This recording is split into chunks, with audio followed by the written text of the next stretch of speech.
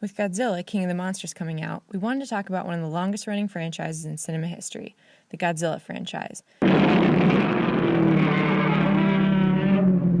For those that don't know, the original Godzilla was made in 1954 to widespread acclaim. A parable for the lingering pain of Japan after World War II, the original Godzilla is a thought-provoking film dealing with man's hubris against a destructive, unstoppable force, and also the devastating effect that nuclear power had on the land that still resonates today. Japan had a very negative view of nuclear power and countries holding that power. Don't know where they'd get that from. But we're not here to talk about that film. We're here to get to the craziness of the franchise. Since 1954, there have been 29 Godzilla films that feature everything from a robot fighter that a child drew in a contest to 8 men secretly disguised on Earth. Godzilla himself has gone from hero to villain back to hero. And in all that time, there have been countless unproduced Godzilla films. Some with relatively normal reasons and stories like Godzilla vs. King Kong 2 that never really got off the ground because of rights issues. But there's also been some weird and out there takes that would have been interesting to watch. So let's take a trip to Monster Island and talk about the weirdest Godzilla movies that were never made. Bride of Godzilla. Bride of Godzilla was going to be the third release of the Godzilla franchise in 1956, and it was back when they were still filling out the character. Godzilla is still a villain at this point, and it would have explored his origins. It starts when a scientist makes a robot that looks like his wife. It doesn't explain why he's doing this exactly in the pitch, but after successfully doing it, he does the next logical thing. He starts building a giant robot version of his foster daughter. Eventually, he finds that Godzilla lives in the center of the earth with a bunch of other dinosaurs and a race of mermaids that the scientist falls in love with. I bet his wife isn't going to like that too much. His robot wife is gonna hate it. So he rushes to finish his robot daughter, and once complete, she beats up all the monsters in the Earth's core, as well as Godzilla, who promptly falls in love with her. To which the doctor says, and as far as I know, this is a real line, "It is the foreplay of love to be beaten." FYI, this is not true. At all. Well, Godzilla takes the robot of the doctor's daughter to have sex in the Earth's core, where there is one last twist. She's a bomb! That's right, the scientist made a giant bomb robot in the shape of his daughter to seduce monsters. If anything, this movie was about a dangerous scientist that has clearly gone insane. The robot promptly explodes and destroys the center of the Earth with Godzilla inside. And they lived happily ever after? A Space Godzilla. Next up is a Space Godzilla from 1979. Not to be confused with Space Godzilla that was made in 1994.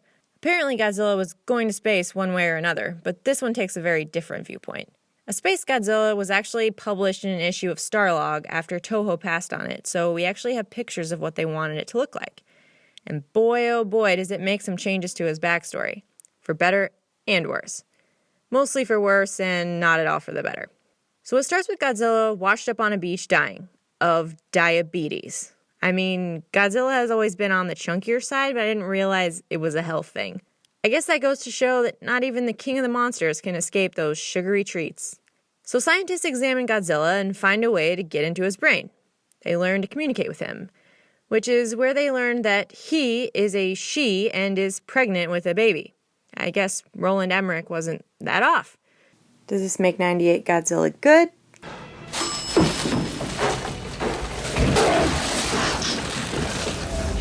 Wrong floor. No, it does not. But yes, Godzilla is a girl, which means the king of the monsters is actually the queen. We also learn her name is Rosen from the planet Godzilla, the type of change that's so pointless it's not even worth mentioning. So they turn Godzilla's body into a rocket. Don't ask me how that's supposed to work, but somehow she ends up back on her planet Godzilla with her child Lilin to reunite with her husband Kunin. Then Godzilla comes under attack from another alien race, where mother and daughter team up to beat the evil alien leader Gamoni, which are all names that I have no idea how to pronounce, so I'm just guessing wildly. Anyway, they defeat Gamoni, and it's a happily ever after for the entire Godzilla family. I mean, Rosen family. Rosan? Anyway, you can see why they didn't make this. It's insane. It makes giant changes to the mythology, and the entire last act takes place in space with a bunch of Godzillas and other aliens. Not to mention Godzilla turns into a rocket. Have ignition. I cannot stress how WTF that idea is, and it's just accepted. It would have been insanely expensive and made no sense whatsoever, which kind of makes it fit in with a lot of Godzilla films. I say it's not too late. I want to see Spaceship Godzilla. Before we go to the last one, there are a couple to mention that didn't make the list, mostly because they had no info or couldn't be confirmed. First, there was Godzilla vs. Batman, which we do know was going to be a thing, but the company who was going to team up with Toho lost the rights to Batman before it ever got off the ground. The story is basically a mad scientist takes control of Godzilla conveniently when Bruce Wayne is visiting Japan, and it's up to the Dark Knight and Robin to stop him.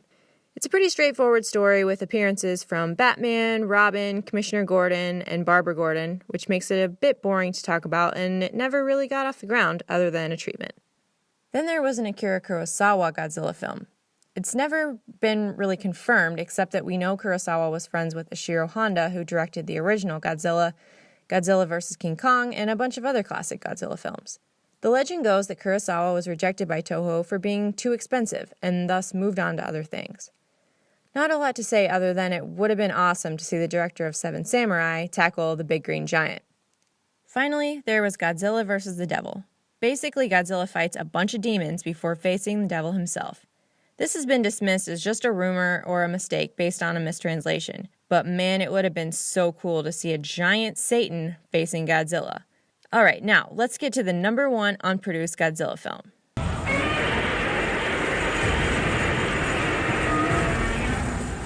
Number one is Ghost Godzilla. So the other films on this list are there because of how crazy they are and aren't really something you'd have wanted to see. But this movie is number one, not just because it's insane, but because it sounds like a great idea. This was pitched in 1994 and was meant to be the last Godzilla movie before they ceased production for 10 years to give Godzilla a break. Toho has done this a few times, and it would have been a great ending. Basically, Godzilla would go up against the ghost of the original 1954 Godzilla. Alright, let's go back and explain how this is possible. Basically, the first Godzilla was a monster and was vaporized by the end of the film. So there was a common theme that the hero Godzilla was a second Godzilla. This isn't always the case and just kind of depends on which movie you're watching, but for this plot to work, you have to accept that there are two Godzillas. The movie starts with strange and unexplained things happening all over Japan. Bridges are suddenly collapsing, buildings falling out of nowhere, the ground caving in, just crazy stuff like that. Eventually it's revealed that it's the Ghost Godzilla. Ghost, invisible at this point, has been terrorizing Japan as his hatred for humanity has only grown. After a bit, Ghost Godzilla possesses the body of Baby Godzilla, being the only time that Baby Godzilla has been interesting or worth paying attention to. Newly possessed Godzilla Jr. quickly grows in size, but it causes his body to have cracks and tears along it. That with the white eyes give this Godzilla an evil, menacing look. Soon enough, Godzilla meets Ghost, and they come to battle because Ghost wants Godzilla's body. We don't know more than that, but it sounds so awesome that it's disappointing it was never made. I think it would have been a great break for Godzilla and paid homage to his origin and the original intention of the Godzilla monster. Sadly, Toho passed because they didn't want Godzilla to fight another Godzilla clone after Mechagodzilla and Space Godzilla, who were his last films before this one. So they moved on to him fighting Destoroyah, who totally looks nothing like Godzilla, but with wings and horns. Totally different. There are tons of others, but these seem like the coolest, and it would have been nice to see Toho try to get them off the ground.